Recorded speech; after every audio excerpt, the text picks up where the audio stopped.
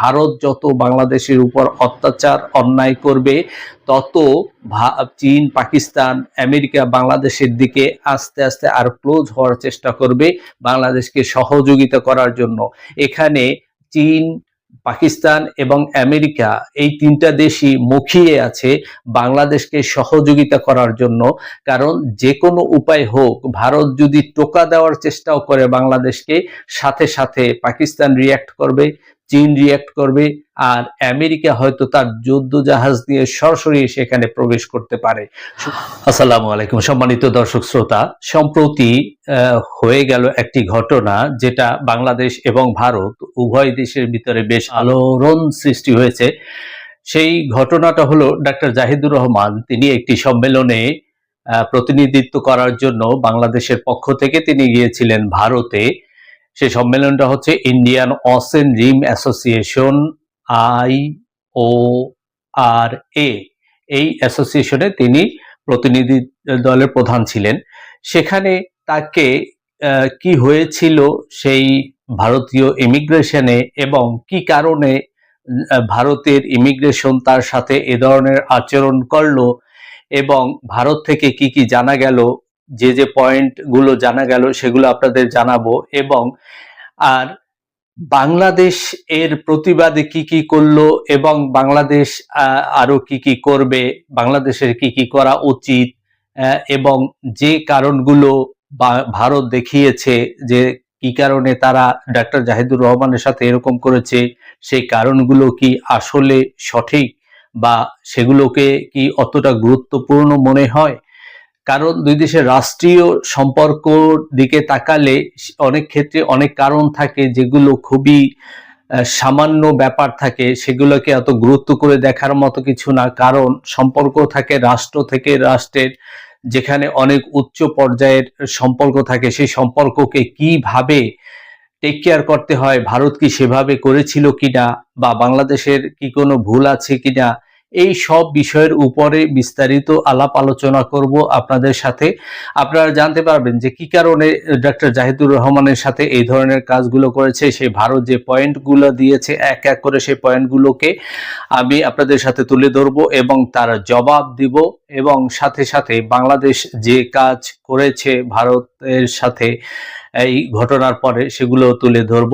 তাই আপনাদের এই কথাগুলো শুরু করার আগে আপনাদেরকে আন্তরিকভাবে অনুরোধ জানাচ্ছি, আপনারা সবাই আমার দেশি আমার মা, এই যে আমার ইউটিউব চ্যানেল, এটাকে আপনারা বেল সহ সাবস্ক্রাইব করবেন প্লিজ। এবং আমার দেশি আমার মা, এই যে আমার ফেসবুক পেজটা আছে, সেটাকেও ফলো করার জন্য বিশেষভাবে অনুরোধ জানাচ্ছি আপনাদেরকে।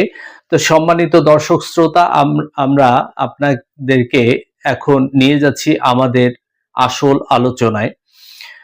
প্রথমে ঘটনা হলো যে ডক্টর জাহিদুর রহমানের সাথে কি হয়েছিল বা ডক্টর জাহিদুর রহমান কেন গিয়েছিলেন ভারতে। ডক্টর জাহিদুর রহমান তিনি ইন্ডিয়ান ওশেন রিম অ্যাসোসিয়েশন, একটা অ্যাসোসিয়েশনের বাংলাদেশের প্রতিনিধি হয়ে তিনি ভারতে গিয়েছিলেন প্রতিনিধিত্ব করতে। এবং সেখানে যাওয়ার পরে ডক্টর জাহিদুর রহমানকে আটকিয়ে দেওয়া হয় কিংবা তার সাথে অসৌজন্যমূলক আচরণ করা হয়। এই কারণে বলা হচ্ছে, সেটা হচ্ছে যে ডক্টর জাহিদুর রহমান তিনি একজন ব্যক্তি নয়, তিনি হচ্ছেন বাংলাদেশ। যেহেতু বাংলাদেশের প্রতিনিধিত্ব তিনি করতেছেন, তিনিই বাংলাদেশ। তাকে নিয়ে ঘন্টার পর ঘন্টা এক জায়গায় বসিয়ে রাখা কোনো কারণ ছাড়া, এটা তার কাছে, ডক্টর জাহিদুর রহমানের কাছে মনে হয়েছে এটা তার প্রেস্টিজ নয়, এটা একটি দেশের প্রেস্টিজ অর্থাৎ বাংলাদেশের প্রেস্টিজ হয়ে দাঁড়িয়েছে। তাই তিনি তাকে নিয়ে যখন গড়িমসি করতেছিলেন তখন তিনি বলেছেন, ঠিক আছে আমার পাসপোর্টটা দেন, আমি চলে যাই আমার দেশে। এবং তিনি যে কাজটি করেছেন সেটি তিনি যথার্থ করেছেন, কারণ বাংলাদেশের মান সম্মান বাঁচানোর জন্য, বাংলাদেশের মাথা সারা পৃথিবীতে উঁচু করে রাখার জন্য এরকমেরই কাজ করার দরকার ছিল। কারণ এই বর্তমান সরকার সেটা শেখ হাসিনার মতো একটি তাবেদারি সরকার নয় যে কোনো দেশের কাছে মাথা নত করবে এবং নিজের দেশকে বিক্রি করে দিবে কিংবা মাথা বিক্রি করে দিবে, সেরকম বর্তমান সরকার নয়। বর্তমান সরকার তৃতীয়াংশ জনসমর্থন নিয়ে তারা ক্ষমতায় এসেছে, সুতরাং এটি একটি প্রকৃত দেশপ্রেমিক সরকার। তাই এখন এখানে কি কি ভারতের একটি ইউটিউব চ্যানেলে দেখতে পেলাম, এখানে কিছু পয়েন্ট তারা তুলে ধরেছে। সেই পয়েন্টগুলো হচ্ছে যে ডক্টর জাহিদুর রহমানকে কেন ফিরিয়ে দিয়েছে বা কেন তার সাথে এরকম হলো। তার ভিতরে একটা হচ্ছে, ডক্টর জাহিদুর রহমান তিনি স্বৈরাচারী শেখ হাসিনার আমলে যত অ্যাক্টিভিস্ট ছিলেন যারা দেশের পক্ষে কাজ করেছেন এবং স্বৈরাচারের বিরুদ্ধে কাজ করেছেন, তাদের পক্ষ হয়ে তিনি, এই দেশের পক্ষ হয়ে তিনি বিভিন্ন ধরনের ভিডিও তৈরি করতেন, মানুষের জনসচেতনতা মূলক জনসচেতনতা তুলে ধরার জন্য, মানুষকে জানানোর জন্য। এবং যেহেতু তিনি রাষ্ট্রের পক্ষে কাজ করেছেন, স্বৈরাচারের বিরুদ্ধে কাজ করেছেন, সেগুলো এমনিতেই তাহলে ভারতের বিরুদ্ধে চলে যায়, কারণ বিগত যে সরকারটি ছিল সে সরকার ছিল ভারতের আশীর্বাদপ্রষ্ট একটি সরকার, শেখ হাসিনার সরকার, এবং ভারতের দাবিদারি একটি সরকার। সেই সরকারের বিরুদ্ধে কথা বলা মানে ভারতের বিরুদ্ধে চলে যাওয়া। সেই কারণে ভারত অনেক ইউটিউবারদের চ্যানেলকে তার দেশে নিষিদ্ধ করেছে, তার সাথে ডক্টর জাহিদুর রহমানের চ্যানেলকেও নিষিদ্ধ করেছে। এবং সেই কারণে ডক্টর জাহিদুর রহমান ব্ল্যাকলিস্টেড ভারতে। কিন্তু তিনি যেহেতু এখন আর ইউটিউবার নন, তিনি বাংলাদেশের একজন প্রতিনিধি হয়ে গিয়েছেন ওখানে, সে কারণে এই বিষয়টা ভারতের বিবেচনা করা উচিত ছিল যে তিনি এখানে একজন ইউটিউবার হিসেবে আসেন নাই, তিনি একজন বাংলাদেশের প্রতিনিধি হয়ে আসছেন, একজন প্রতিমন্ত্রীর মর্যাদা নিয়ে আসছেন, সেটা বিবেচনা করা উচিত ছিল। কিন্তু এখানে ভারত সেই কূটনৈতিক শিষ্টাচার রক্ষা করতে পারেনি, তাদের কূটনৈতিক শিষ্টাচার বহির্ভূত আচরণ তারা এখানে দেখিয়েছে। দ্বিতীয় যে সে কারণটা বলতেছে সেটা হচ্ছে গ্রিন পাসপোর্ট।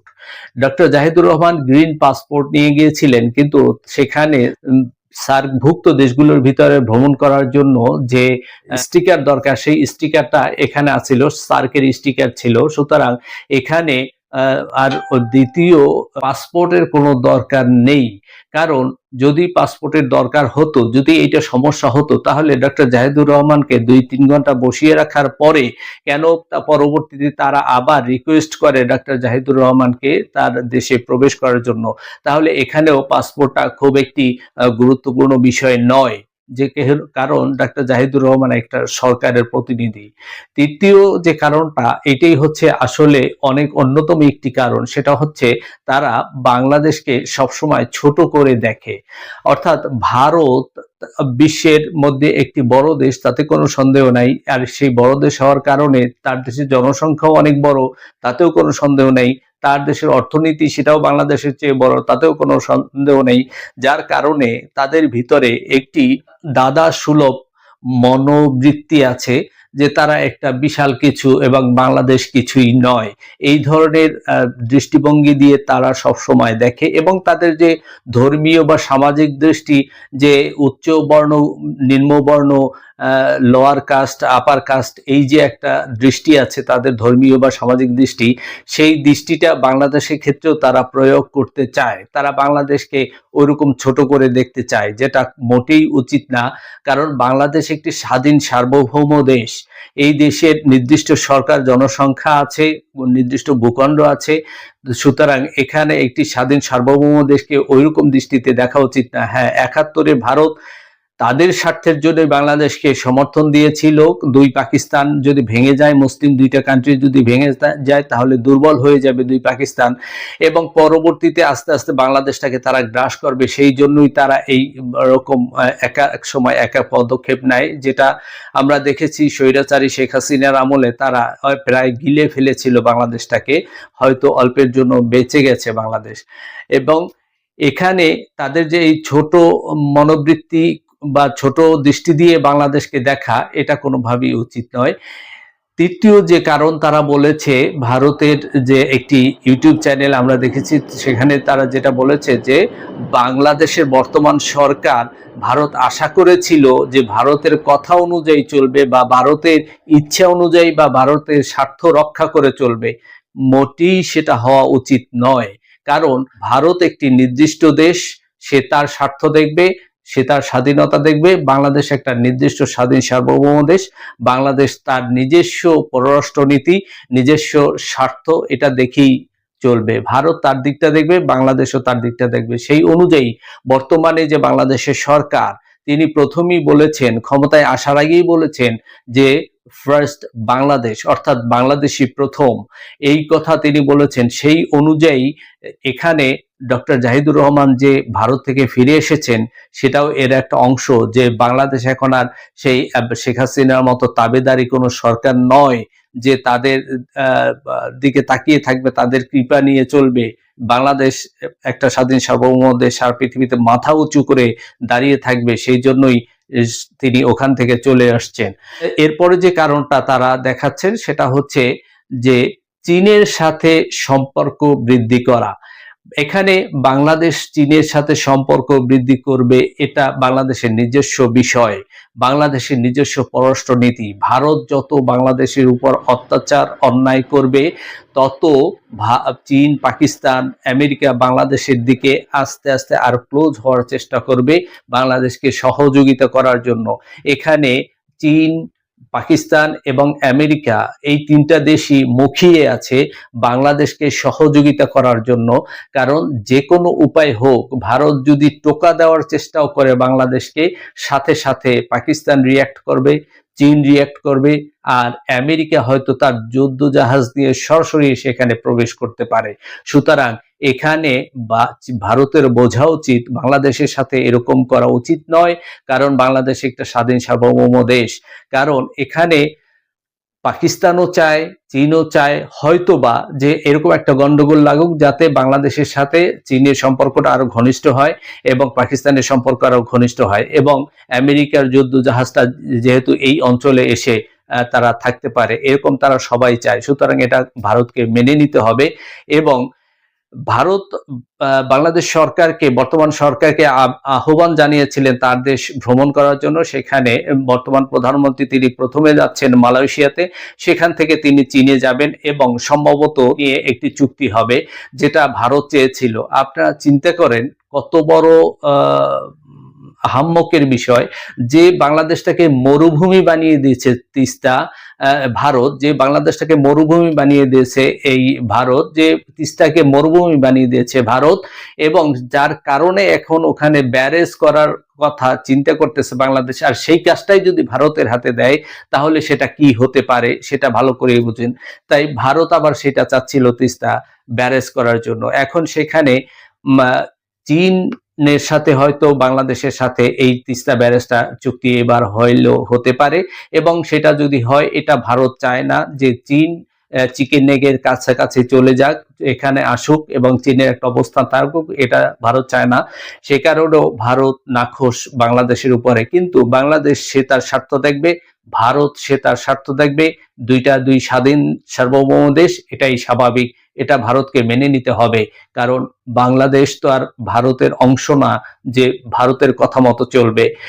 এরপরে পাকিস্তানের সাথে সম্পর্ক বৃদ্ধি, বা পাকিস্তানের সেনাবাহিনী বা সেনা অফিসাররা বাংলাদেশে ভ্রমণ করেছেন, এটাও একটা কারণ দেখিয়েছেন। এখন পাকিস্তান কেন, সারা পৃথিবীর যে কোনো দেশের সাথেই বাংলাদেশের সম্পর্ক হবে, সেটা ভারতের সাথেও হতে পারে, সেটা বাংলাদেশের স্বার্থ রক্ষা করেই হবে। এবং এটা সেটা পৃথিবীর যে কোনো দেশই হোক না কেন, বাংলাদেশের স্বার্থ রক্ষা হবে যেখানে, সেখানেই বাংলাদেশ যাবে, আর এটাই স্বাভাবিক, এটাই ভারতও এটাই করবে। তো এখানে পাকিস্তান কেন, অন্য দেশও যদি আসে আসুক, কিন্তু ভারতের সাথে পাকিস্তানের সাথে একটি খারাপ সম্পর্ক আছে, সেজন্য তো বাংলাদেশ দায়ী না। বাংলাদেশ কি করবে সেটা বাংলাদেশের নিজস্ব বিষয়, বাংলাদেশের পররাষ্ট্র নীতি অনুযায়ী বাংলাদেশ সেটা করবে, সেটা ভারতের দেখার বিষয় নয়। এরপরে যেটা আর ভারত যেটা বলতেছে সেটা হচ্ছে ভারতের স্বাধীনতার নিরাপত্তা, ভারতের নিরাপত্তা নিয়ে কথা বলেন।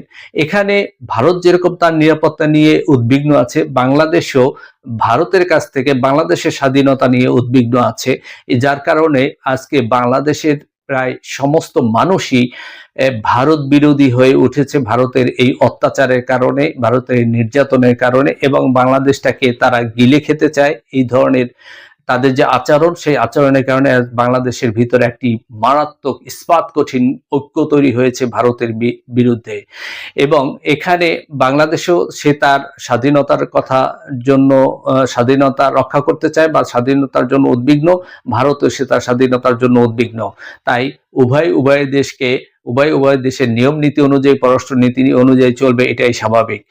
তবে আমার কাছে আর যে পয়েন্টগুলো মনে হয় তার ভিতরে একটা মারাত্মক পয়েন্ট হচ্ছে যে বেনজিরকে গ্রেপ্তার করা। কারণ এখানে যেহেতু শেখ হাসিনা গং তাদেরকে ভারত শেল্টার দিয়েছে এবং ভারত আবারও চাচ্ছে যে কোনো উপায় হোক শেখ হাসিনাকে বাংলাদেশে প্রবেশ করাতে চাইছে। কারণ শেখ হাসিনা, আপনাদের মনে আছে, এর আগে যখন বিএনপি ক্ষমতায় এসেছিল তখন শেখ হাসিনা বলেছিলেন যে একটা দিনও সুস্থে দেশ চালাতে দিব না, একটা দিনও সুস্থে সংসদ চালাতে দিব না। এখন ভারত শেখ হাসিনা এই কথাগুলো কেন বলেছেন, কার ইশারায় বলেছেন, সেটা আপনারা ভালো করে বোঝেন।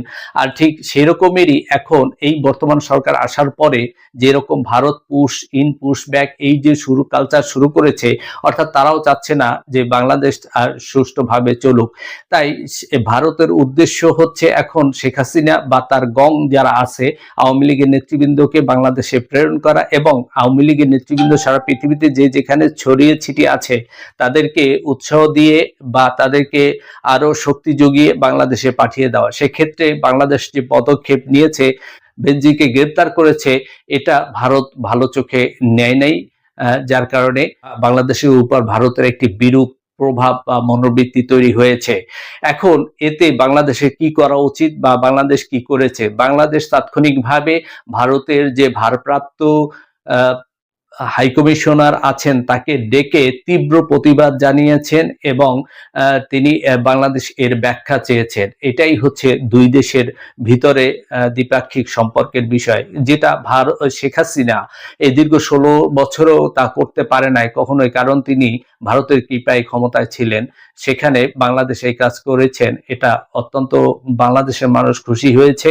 বাংলাদেশের মানুষ এইরকমই চায় যে ভারতের সাথে চোখে চোখ রেখে কথা বলবে, মাথা উঁচু করে কথা বলবে সারা পৃথিবীতে। ধন্যবাদ সবাইকে। আসসালামু আলাইকুম ওয়া রাহমাতুল্লাহি ওয়া বারাকাতুহু।